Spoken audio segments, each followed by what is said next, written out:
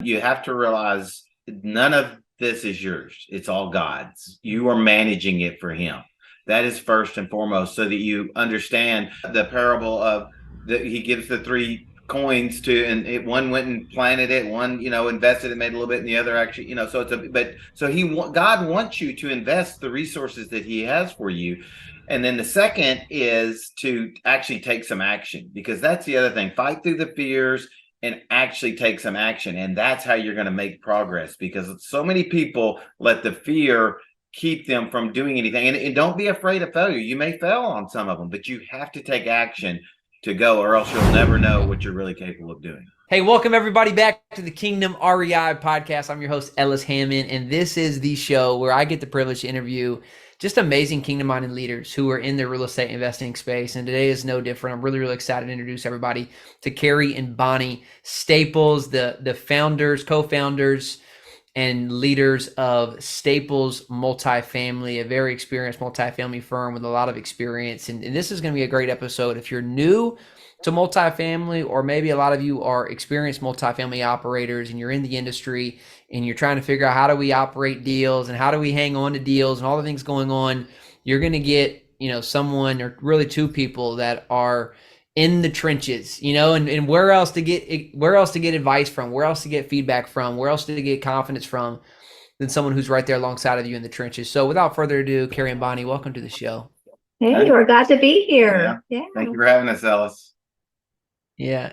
So we'll get into the episode here and kind of start and get some of these hot hitting questions that I got prepared for you. But first, will you just tell our audience a little bit about y'all's journey into multifamily? Would love to hear a little bit about kind of how y'all got started and even what's it like as a couple in multifamily. I find that pretty interesting. Mm-hmm. That is a question we get quite often. How do you work together? So our story actually started when we were actually working with corporate America.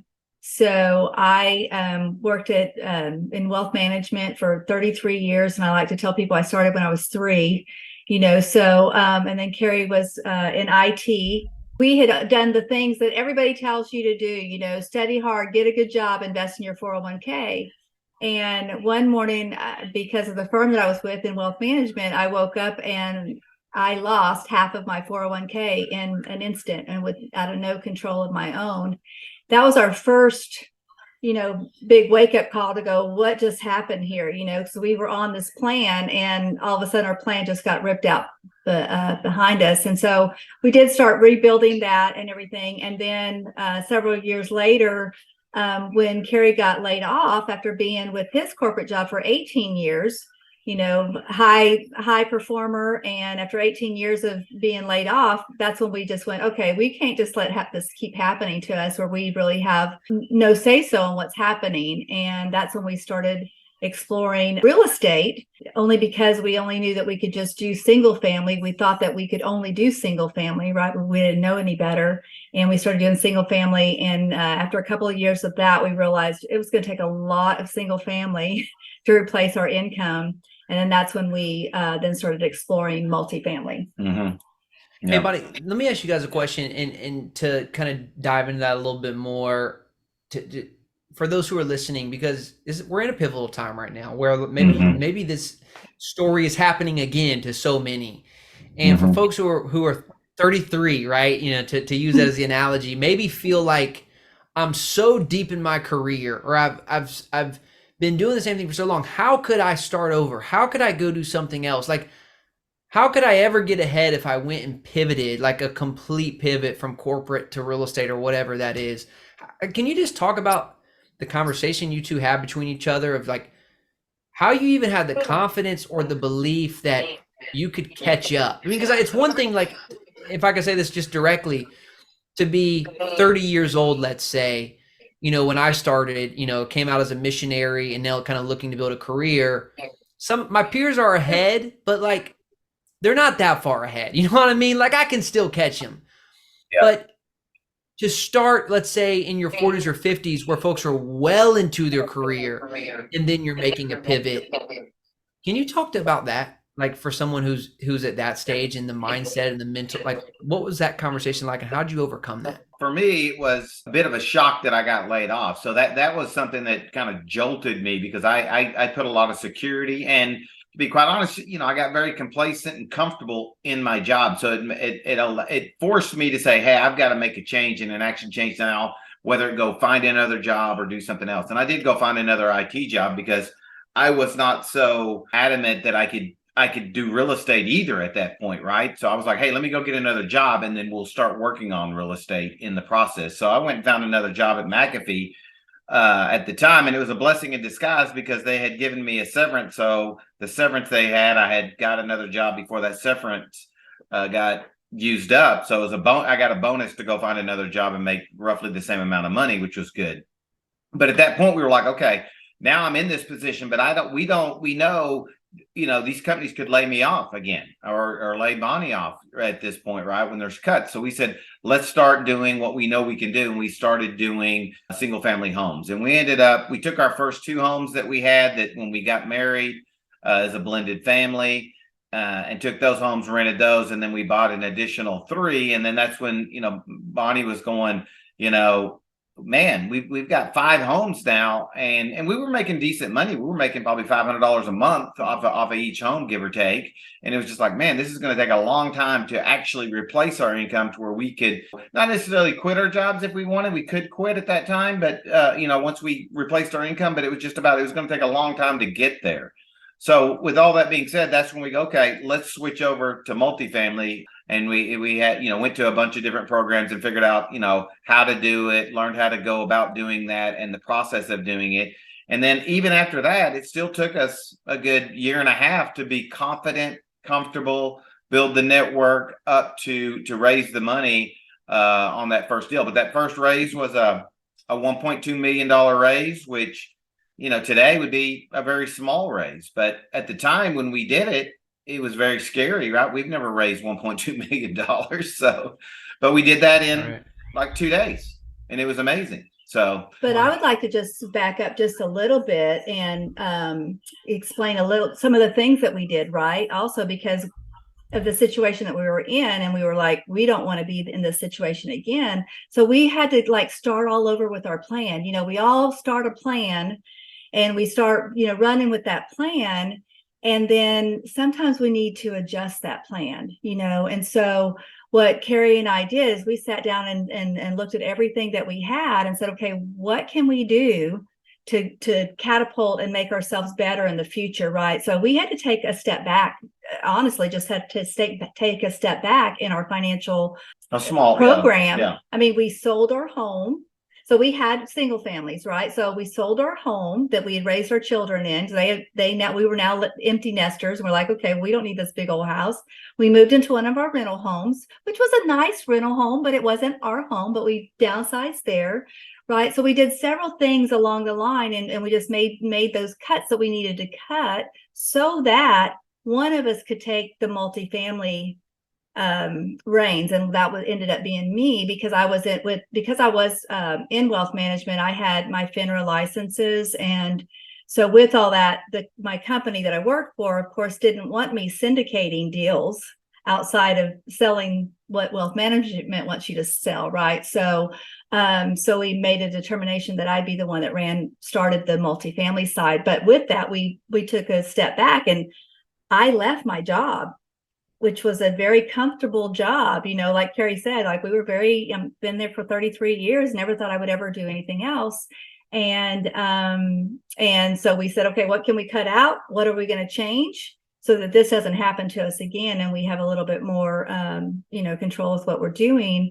And so I quit my job, and then I started the multifamily side, and we got our first deal, like Kerry said, after 18 months of working that field. And then and a couple of years later, we were closing on our 4th deal, and I was doing all the stuff you have to do to close a deal, right, all by myself. and so finally I said, it's time for you to quit your job, and it's time to come in and join with me. And at that point, we had actually replaced both of our incomes. Say she hired you. She hired Yeah, you that's right. She around hired that me. time. Well, Yeah. it's funny, Ellis. I went because at the time I went back to IBM by that time because I was at McAfee She for a make you year. interview for the job, by the way? No, she didn't make make you me interview. interview? I interviewed with somebody else. She wouldn't. She was the second interview. But the funny thing is that IBM was laying off again at that time. And I asked my boss, I said, hey, you can lay me off this time because then, I'd have got, another severance, but he wouldn't do it. So I ended up having to That's quit. awesome. Yeah. I think about that verse, Luke, when Jesus talks about which of you desiring to build a tower does not first sit down and count the cost, and I feel like that's what you did, right? And there's a cost to count in some of this. And I think that's wise counsel, because it's not just that there is some of that. And to your point is you reoriented your lifestyle and in a significant way cut your lifestyle. Probably, right? I would imagine you probably cut Yeah, we did. some conveniences in order to go do this. Yes. It's interesting. Like I feel we're in a similar season, and I kind of share on this podcast a lot of what we're doing in life too. And we're getting ready to move from California to go east. We don't even know. We just feel like we're called to an adventure and we're ready to go on it. We got young kids and we have the ability to go do this. But a part of it is I feel like God's calling us both into some bigger things. But we've lived in San Diego, California for so long, and if you ain't lived in San Diego, California, it's like the rest of the country, but times 10 on how things have risen so fast in cost. And so all of a sudden, in 2.5 years, our budget went from, something normal to all of a sudden, without even realizing it, to be honest with you, like unreasonable. I mean, literally, right? Where we're spending our last dollar comes in, our last dollar goes out. It's like, how did we get here all of a sudden? And to your point, I think and maybe it's because we're around folks like you to learn from. It's like, hey, if we're really being led into a new season, it's not just like, okay, let's go. It's also the practical. It's like, how do we position ourselves in a way to not have so much of a financial stress so that we can take more risk in other areas? Yeah. And I think that, what I mean? Like, is there anything you guys want to comment on that or someone thinking about that? Because I think that's a big piece, and I realized too, just the unspoken financial stress to be able to launch into a new venture if your lifestyle doesn't change. And I think that's a big one. Well, so one of the things that when Kerry was laid off and, and again, he got a severance package of, like 6 months of pay, but still that was a big, that was hard on him, to how did this just happen to you? Right. And the one thing that I would tell Carrie is babe, and he said, well, hon, what if we have to go live by the river in a double wide? That's what he told me. What if we have to go live by the river in a double wide? And I said, babe, we don't need a double wide. We'll be fine in a single wide. We're fine, so so you just have to put that perspective and we know, it's hard when you're in the moment to see what God's plan is. But now when we look back at this, everything that happened was a blessing. It was a wake-up call for us. It shook us up. It said, okay, we were putting all of our trust in corporate America. That's where our trust was. It wasn't really in God. It was like we were in this great the great hands of corporate America. And when this happened, it's like we really had to, hand it all over to God and say, okay, Lord, what do you have in store for us? What are you wanting us to do? Right. And so that's really sort of the way we went. And then when we did get into multifamily, we then sat down and said, okay, now if we get into this multifamily, what do we want to do here? What's our bigger purpose here, right? And so then that's where we came up with our motto of improving communities and connecting families. And and that has been so it's served us very well, but it started with the heart of serving the communities, and it continues with that, right? So, and what Kerry always says too is he always says, as long as we do what's right, the money's going to follow. Whatever we need, we're going to be provided for as long as we're doing what's right. So that's what we continue to do in this adventure of multifamily and all the pivots that we've been thrown, because we've been doing this for 9 years now. So we've been through a few turns, and this being one of the biggest ones. But but just continue to do what's right, even when things don't feel so right, so. Well, for me, I think it's a couple of things. I think you have to realize none of this is yours. It's all God's. You are managing it for him.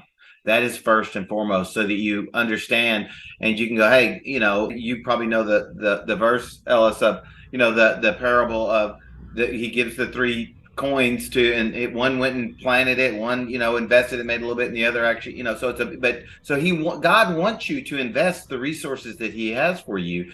And then the second is to actually take some action, because that's the other thing. Fight through the fears and actually take some action. And that's how you're going to make progress, because so many people let the fear keep them from doing anything. And don't be afraid of failure. You may fail on some of them, but you have to take action to go, or else you'll never know what you're really capable of doing.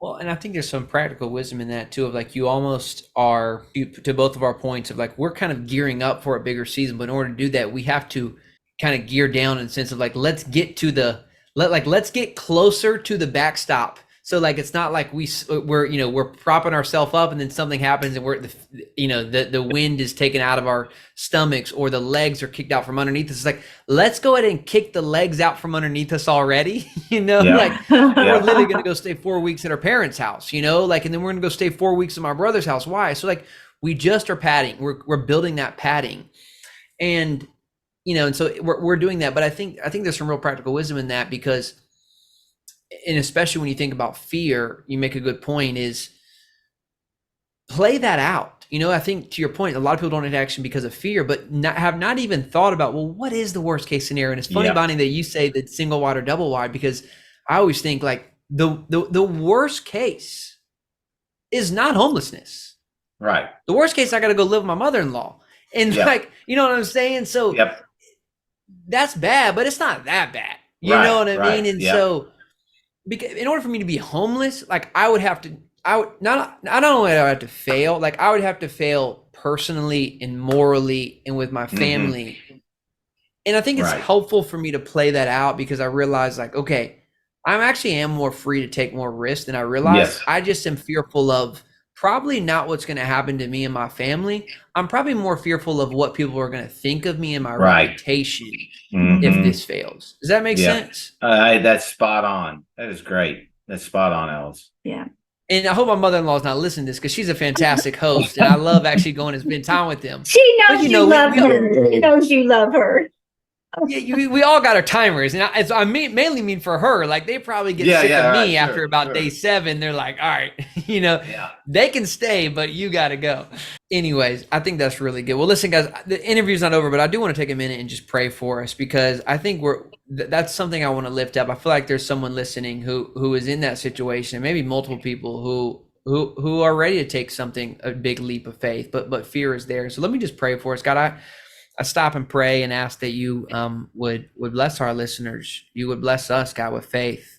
Think about the man in the scriptures where he came and said, Jesus, I have faith, but help my I pray for more faith, or help my unbelief. I believe, but help my unbelief. And I know a lot of us believe, but maybe you're calling us into deeper waters, into bigger goals, or just maybe a complete pivot. And so, God, I pray even now this would be a moment where someone would realize that this is not us speaking, God, this is you speaking to them, that we're being the mouthpiece of Christ to say that I'm with you and I love you and I'm here for you, and I've prepared a way for you and good works for you. And so we just speak words of life over the Staples and our listeners in Jesus' name. Amen.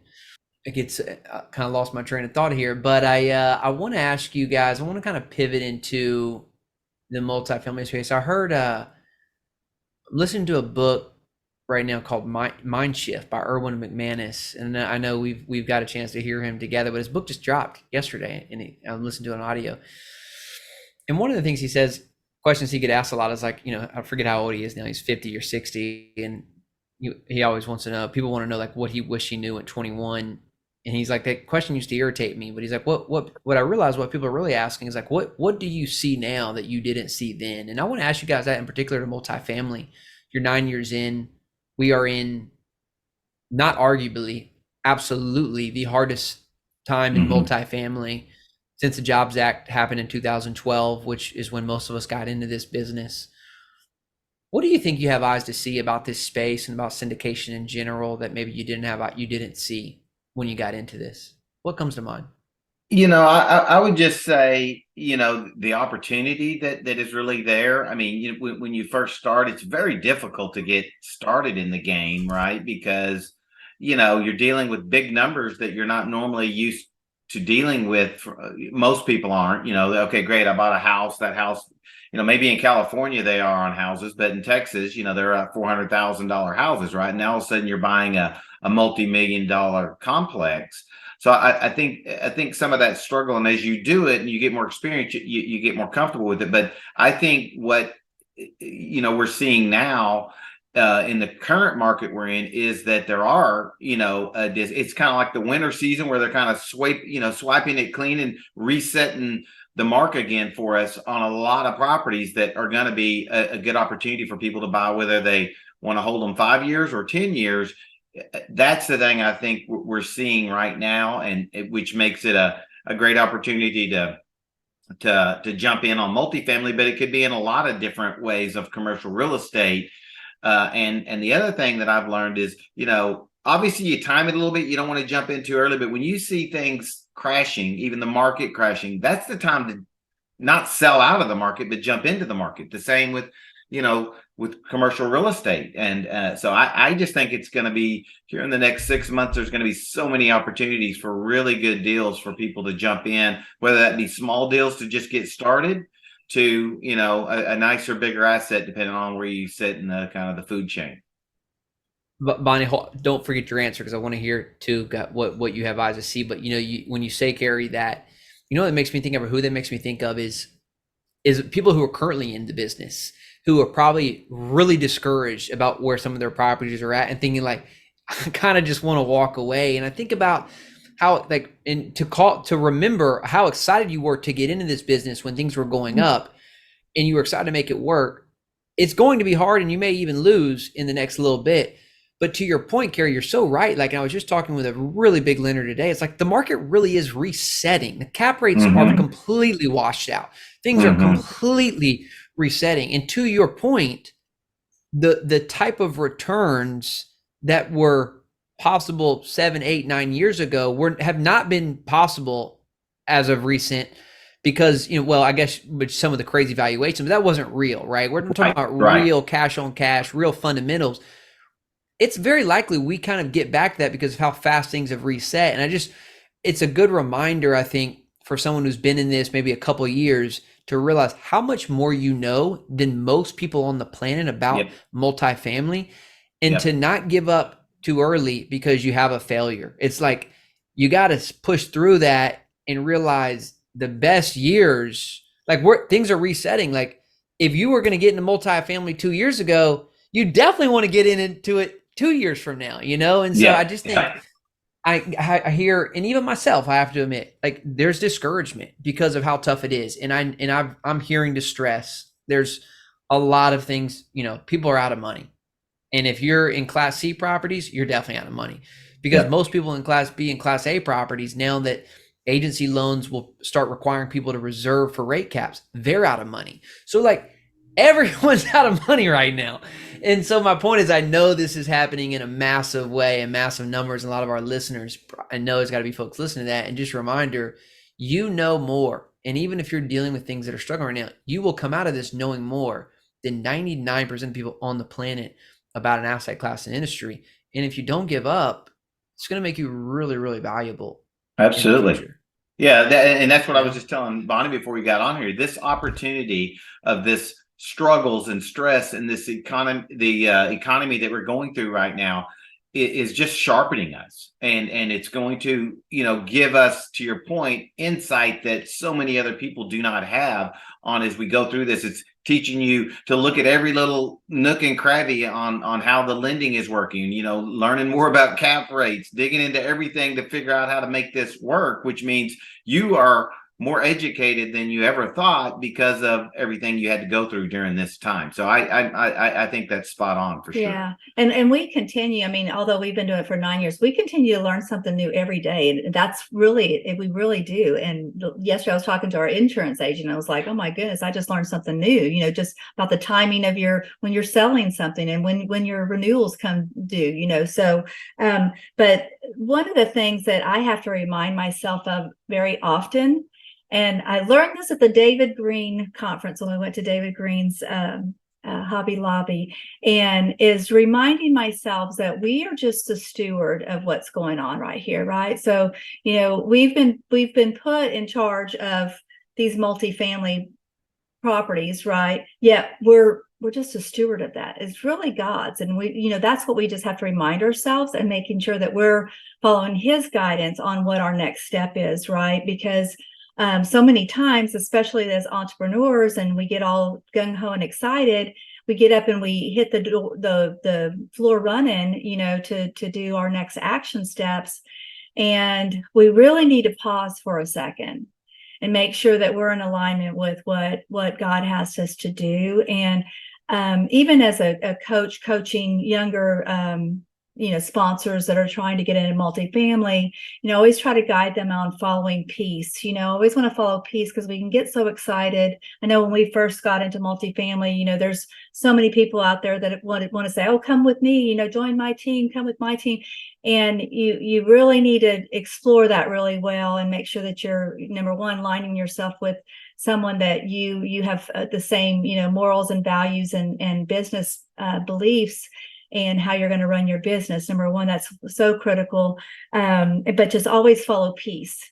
Always follow peace with that, and don't try to get ahead of that. And because sometimes we get anxious to say, oh, I want to get my first deal, or I want to get my second deal, or I want to get no, slow down a bit, because you'll know when it's the right time to move that forward. But in the meantime, continue to educate yourself, continuing to do what's right in what you have been put in charge of, what you are a steward of today. She's talking mainly to me, Ellis. I was gung-ho, wanting to jump in with a bunch of people, and God blessed us and didn't allow it to happen, and others did, and it was a disaster for some other people. Sure. So that it's just you want to get going, you want to take some action, and so that's where I think that's a good balance between me and Bonnie too. Is I'm probably a little more aggressive and let's go, and she's like, nope, let's make sure we're covering all our bases here. Man, if there's anything I think I've learned this season, is that I am the biggest, my favorite quote is with action comes clarity, that's what I'm known. My wife's like, if Ellis is known for one quote, what is it? It's take action and clarity will come, and it's that's been my motto. But I'm in some things right now that's gotten me in some trouble, right? Mm-hmm. And I look back, I'm like, well, what happened? And I think the best way I can describe it is, as I prayed, it's one of those things that I think the Lord laughs at me, because it wasn't long ago, I'm like, Lord, get us into this. And now I'm like, Lord, get us out of this. And He's probably thinking, bro, you changed your mind pretty quick, what do you want? And I'm like, so I'm even praying this, I know, God, this is what you're thinking, but this is where we're at. And I think about, well, how did I get here in the first place? Because I know if I would have asked, you probably would have told me, you'd have probably given me wisdom.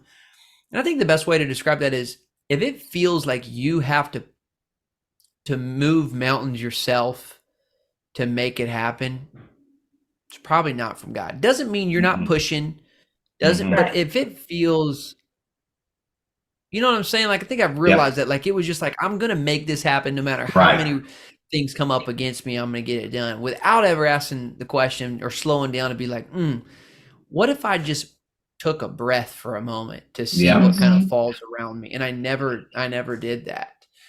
And it's been a good lesson, right? To learn how to push and take action at the same time, walk with God and hear from God in all of this as well.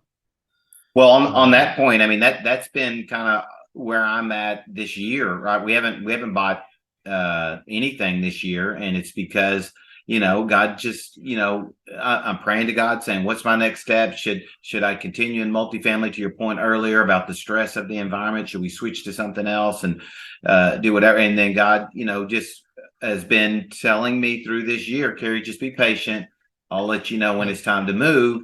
And that's tough for me because I'm like you, I'm all about action. We got to, so it's like, it's a battle for me to constantly revert back to his arms and listen, as opposed to just trying to go, we got to go get something.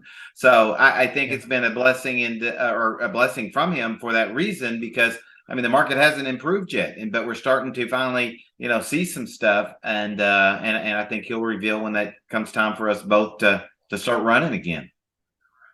Yeah, I want to wrap up here with this kind of final thought or final question for you guys is, we met initially because we bought an asset, a mile down the street from one another. And, which in a lot of ways makes us competitors, right? And that we competed for deals, we're competing for tenants, we're competing for resources.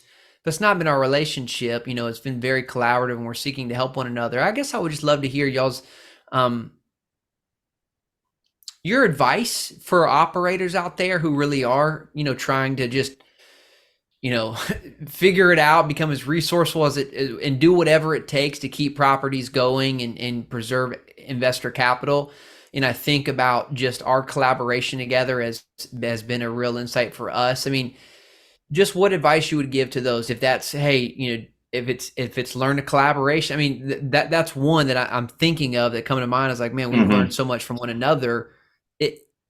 If an operator's listening to this, you guys are experienced. I mean, talk about that. What are some other things you're doing? And maybe even talk about our collaboration on what folks can be doing actively today to be in front of all of this in the multifamily. Yeah, so space. I was going to tell a little story. This was when we first got into multifamily. And I think we owned maybe 2 apartment complexes at that time. So Kerry was still in corporate America at that time. But I was going after a deal that was like a couple of blocks away from our first deal that we were in. And I was going after that deal, and I got a call. We went to best and final, and we did all of our stuff right, and worked really hard on this deal. And I was like so excited, we're going to have this deal like just close to our first deal, right? And I get the call from the broker and said, Bonnie, you didn't get it. I'm like, so I was just heartbroken. Well, that night we went to just another real estate meeting. And one of our friends came up to me and he punched me like this. And he said, hey, neighbor. I said, what do you mean, hey, neighbor? He said, I just won that deal. He won that deal that I was going after. I was like, you're kidding me, because I didn't know that, right? And I said, you know what?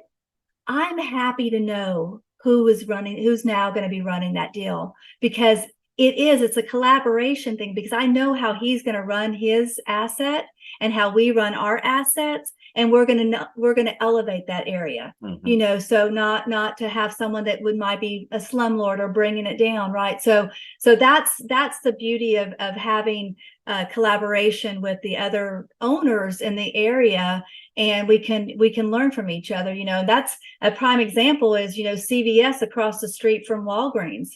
They're competitors, but they're right there together because they both bring in the business together. And so I definitely believe that, having people that you can collaborate with, it not only helps you be a better operator, but it also can help you not make some horrible mistakes, right? So when you're able to collaborate and talk to other people about, hey, what did you do when this happened? Or have you ever dealt with this kind of situation? How did you pivot through that? But to have those people in your life I think is instrumental in everything that you're doing. And we're all learning, and we're all in this journey together, whether we're competitors or working on the same team. And with Carrie and I know you're the same way, Ellis, we're here, we want to make an impact to our communities, not only to the residents that are living there, but also to our staff, our property management companies, and then also our peers, which, us being peers to each other, we're hoping that we're being an impact to everybody that's watching the story. And, we always say, and we always pray this every time before we get on a stage is, Lord, this is your stage. What do you want for the people to hear? What are you wanting us? What is the message you want us to deliver today? So hopefully, this has been a little bit of that. And I know Carrie wants to say some things as well. I was just going to say, for me, it comes down to serving. If we serve each other, we're both going to be better off.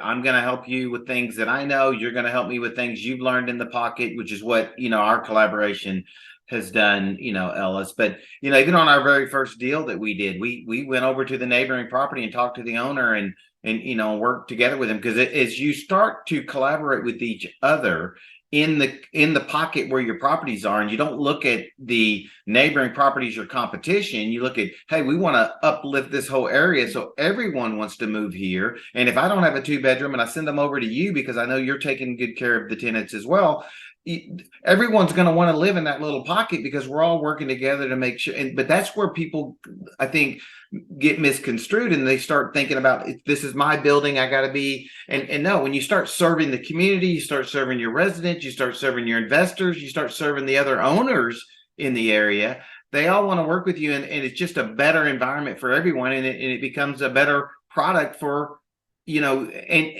for everyone in that little pocket to make, to do better for their investors and for the community and for their residents. So that would be my tip, is just, don't focus so much on, your business. It's like, as Jesus says on everything, it's about serving. And when you serve, it's amazing what you get in return.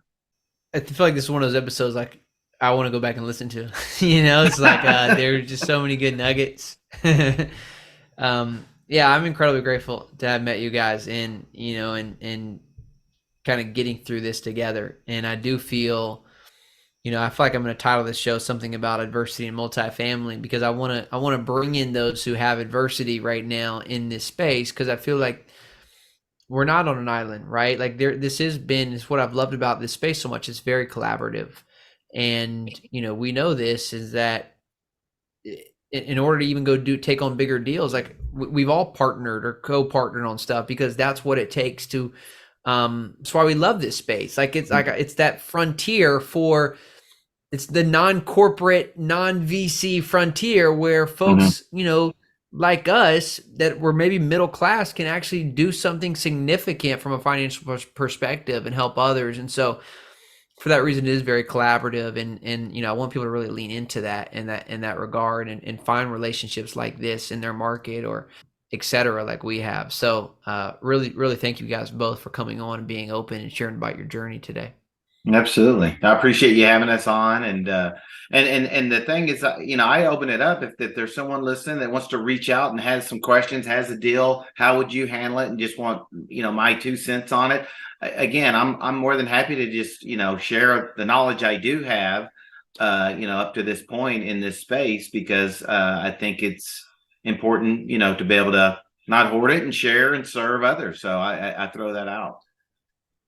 So let's talk about that. StaplesMultifamily.com is your website. Staples, STAPLES, multifamily.com. If you want to learn more about their company, or if you want to invest or look at the deals that they have coming up, it must be a good one at whatever you're going to do next. If you haven't done one this year, that means whatever's next is going to be great, right? So you want to probably see that deal. Right. Exactly. But to follow up on that, Carrie, how can people reach out to you?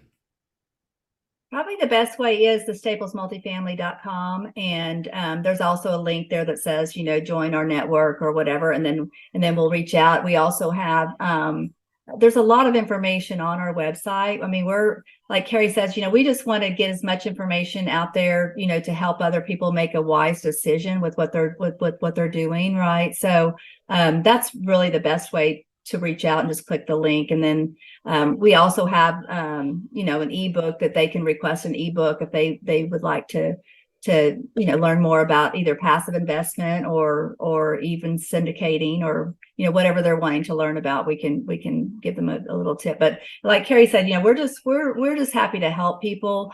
And mainly because there's a lot out there, guys. There's a lot out there that's not so good, and so you want to make sure that you get good, wise counsel. And not that I'm told we're the total wise counsel, but what I'm saying is, like, you want to make sure that you definitely do your due diligence before you invest with somebody or partner with someone. Make sure that you do your homework and make wise choices. That was the only thing I was going to say. Make sure you're educated on whatever asset class you are investing in, so that you're not just, because Alice, I don't know if you've ever seen a deal presented to you that wasn't conservative underwriting and there was great returns. I mean, because why would they, put it in front of you, right? So it's just make sure that you as the investor are educated and know what you're looking at so that you can make your own judgment. Yeah, I always say, like, it's amazing how every deal I see is always a 15 to 18% IRR and a 1.8 to 2.1 multiple. I'm like, fellas. Dang. Like, these things are just coming out of the factory at a 15 to 18% IRR. I'm like, you're telling me you found a deal. Yeah. Like everyone else did that came out the exact same return. Right. That is crazy. So the other big one on that too is to get to know the sponsorship team or who you're investing with, because and what their track record is, because it makes a difference on, to your point, are these numbers on paper or is this something they're truly going to be able to achieve, and have they done it in the past? For sure. Yeah. Guys, so grateful for you. Love knowing you. Wish you the best. StaplesMultifamily.com, guys. Go check out Kerry and Bonnie. Thank you so much. If you enjoyed this episode, folks who are listening, please share this. Take a screenshot, post it on LinkedIn, tag us, tag me, tag Kerry, tag Bonnie. We'd love to connect with you over this episode, guys. It's a great way to get to know our guests by doing that and showing support for them as well. And if you haven't already, please leave us a 5-star review on Apple iTunes. Right before we see you next week, everybody. Thanks, Kerry and Bonnie. Thank you. I appreciate it.